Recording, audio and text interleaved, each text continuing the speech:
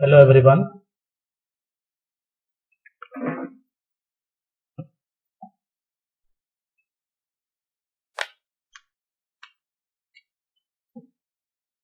My name is Devasis Party.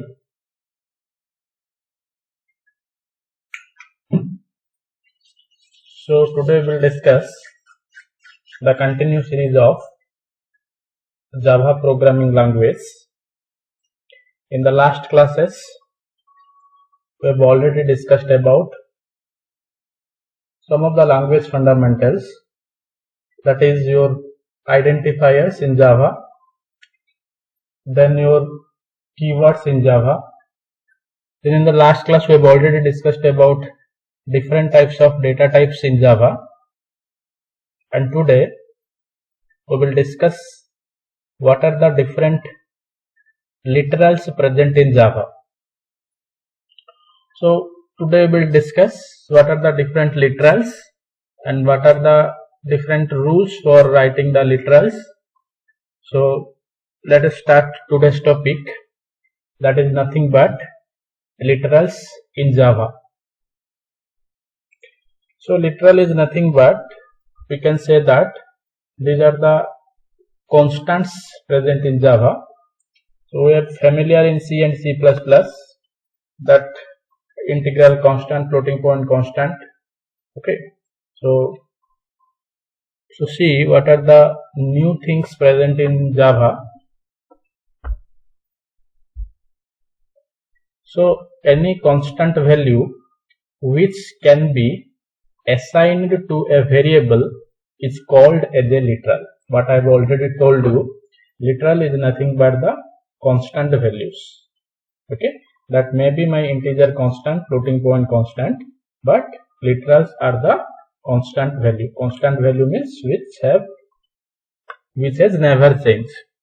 Okay, so alternate name of literal, you can say that they are the constant values which can be assigned to a variable is called as a literal. So 10 is a constant value that is assigned to x. So we can say that it is an integer literal or integer constant. Here int is a data type, you are familiar with that. X is a variable and 10 is a constant. Okay, so literals are nothing but my constants. Then first literal in Java is known as my integral literals. What is the meaning of integral literals? Which have integer values. Which have integer values. What is integer? Integer means the numbers which does not have decimal point. Integer number means the numbers does not have decimal point. Okay, 10, 15, 20, 52, 62, 82, 100, these are known as my integer numbers. If I can assign these integer numbers to a variable, that is known as my integral literal. Okay, so for integral data type, we can specify integral literal values in the following base. Different types of base values are there. So first is known as decimal literal. What is decimal literals? The base is 10 and only allowed characters are 0 to 9. We have already know in the number system. Decimal number system means base is 10 and the allowed characters are 0 to 9. Then second one is my octal literal. What is octal literal? The literal values should be prefixed with 0. That means numbers starting with 0 are called as octal number. If I can say 92, this is a decimal number. But if I can say 092, that is a octal number because the number is starting with 0. Any number starting with the 0 is called as octal numbers. So octal literals means the literal values should be prefixed. Prefixed means starts with 0. The allowed values are 0 to 8 and the base is 8. Sorry, here the allowed values are only 0 to 7, not 8. Okay, it is wrongly written here 8. In case of octal literal, the only allowed values are 0 to 7, not 8. Okay. So what is hexadecimal literal? The literal should be prefixed with 0x. Any number that starts with 0x is called as my hexadecimal literal. The only allowed characters are 0 to 15 and the base is 16. We are already familiar with in number system. Decimal means 0 to 9, base is 10. Octal means 0 to 7, base is 8. Hexadecimal number means 0 to 15, base is 16. Okay. Any number that starts with 0, okay, is called as octal number. Any number that starts with 0x is called as hexadecimal number system, or you can say that hexadecimal literal, octal literal. So these are the different examples, which one is valid and which one is invalid. Int x is equal to 10, that is valid, no problem is here. Okay, int x is equal to 10, that is valid. Next, int x is equal to 0777. See, this number is starting with 0. That means this is an octal number system. Allowed characters, allowed digits are 0 to 7. This is allowed 777. This is allowed. Okay. Int x is equal to 0786. The number starting with 0. 0 means octal number system. Octal number system means only allowed characters are 0 to 7, but here 8 is written, 786. Here 8 is written, so this is invalid.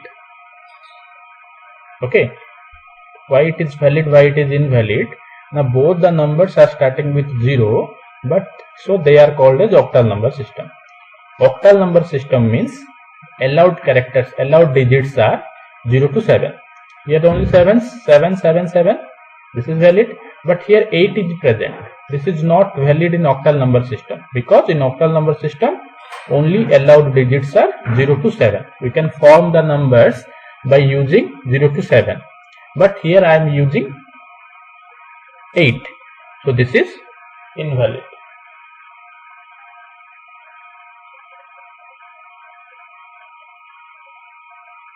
Okay. In the next example, int x is equal to 0xFACES. See, the number is starting from 0x. That means this is a hexadecimal number system. Hexadecimal number system means 0 to 15. 0 to 9 you can write as usual. 10 means A, 11 means B, 12 means C, 13 means D, 14 means E, 15 means F. Okay, that means A, B, C, D, E, F are allowed in hexadecimal number. So if this is F, allowed, A is allowed, C is allowed, E is also allowed. So this is valid. In the next example, int x is equal to 0xBEAF. Okay, starting with 0x. So this is hexadecimal literal. B is allowed, E is allowed, A is allowed, F is allowed. That means this BIF is valid. Then I can write here beer, starting with 0x. 0x means hexadecimal literal. B is allowed, E is allowed, A is allowed, but R is not allowed. So this is invalid.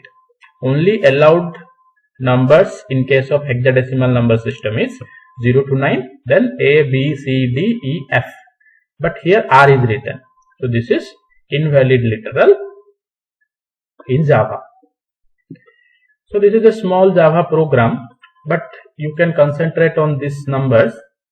We will study what is this lines, class, test, public, static, void, main, system.out.println. We will discuss in the future lectures.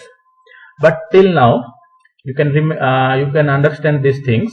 These things are system.out.println means this is for printing purpose.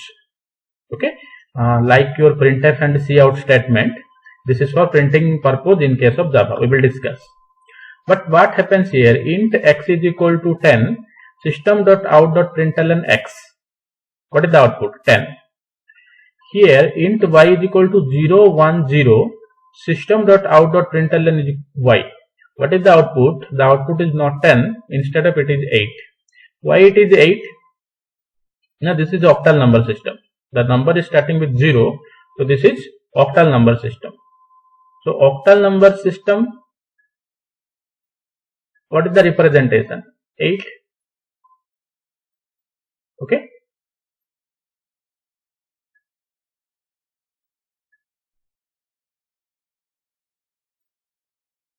And int z is equal to 0x10 system.out.println z. This is hexadecimal number system.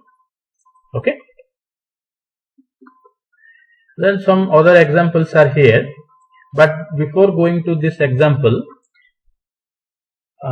what is written here? By default, every integral literals is of int type, but we can specify explicitly as long type by suffix with L, small l or capital L. What is the meaning of this line? If I can write this int x is equal to 10, it is integer. But in the previous class we have already know that in case of integral literal integers, there is some data type is there, that is known as long data type.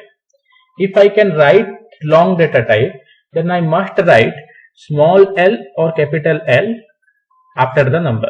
That is known as suffix. Suffix means after the number.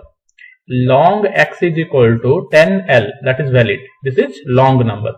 That means if we specify long, then I can explicitly write small l or capital L. Long x is equal to 10 capital L. This is also valid. Int x is equal to 10L. This is invalid. Why? Because long cannot be assigned to integer data type. Why? Now long is of 8-bit data type. Int is of 4-bit data type. Long is of 8-byte data type. Int is of 4-byte data type. Okay. So this is invalid. Then long L is equal to 10. This is valid because 10 is an integer number, 4-byte, and long L is in 8-byte. So this is 4-byte can be accommodated in 8-byte number, but 8-byte cannot be accommodated in 4-byte number. We will discuss in typecasting what is the problem here and how we will resolve this problem. So these are different examples of your long numbers. If I can write long numbers, then we must specify small l or capital L after the number, like this. Long L is equal to 10L, long x is equal to 10L. Either small l or capital L, that doesn't matter. Then the next thing is floating point literal. What is floating point literal? Decimal point, having some decimal point. But what is the twist here? By default, every floating point literal is of double type. Every integral literal of integer type, but every floating point literal is of double type, and hence we cannot assign directly to the float variables. But we can specify floating point literal as float type by suffixed with small f or capital F. That means if I want to write any floating point number in my program, that must be suffixed with small f or capital F. If we don't write small f or capital F, that is considered as double data type. Okay.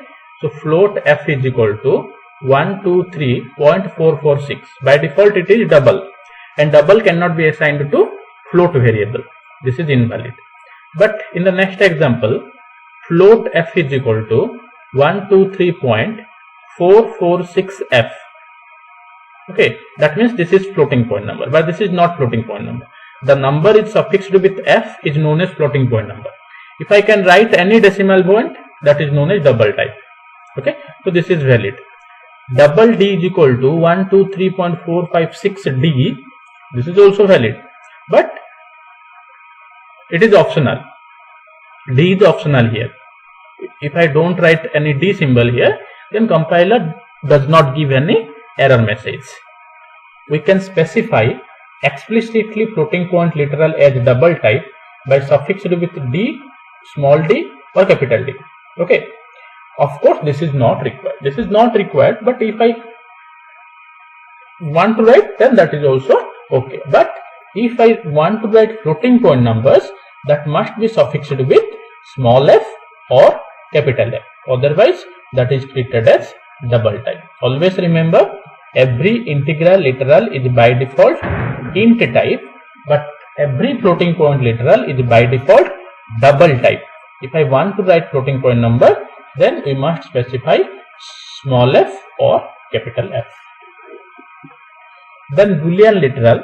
Boolean literal means only two values are allowed, true or false.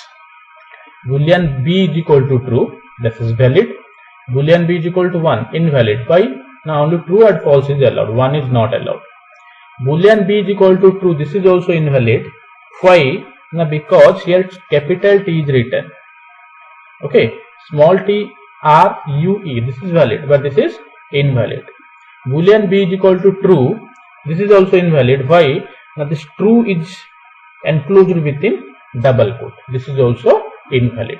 This is right, Boolean b is equal to true, or you can write Boolean b is equal to false in small letters. Okay.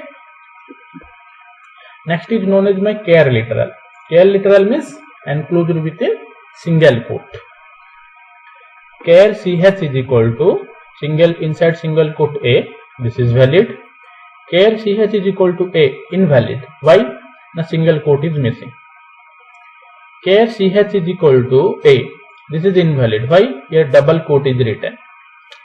Char ch is equal to ab inside single quote, this is also invalid. Why?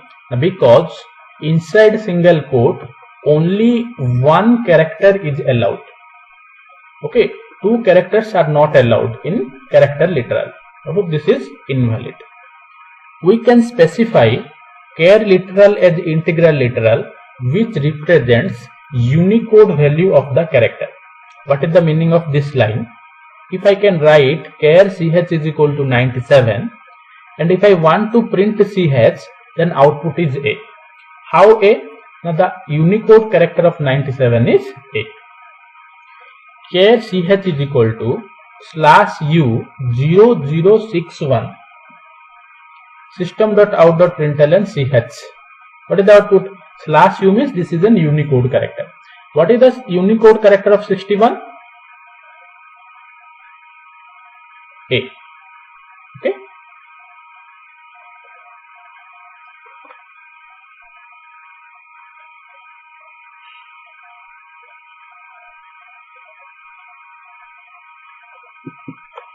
Next one is string literal. Every group of characters enclosed within double quote is known as my string literal. String s is equal to inside double quote the basis, that is known as my string literal. String means group of characters enclosed within double quote. Okay. So this is all about your literals present in Java. Thank you.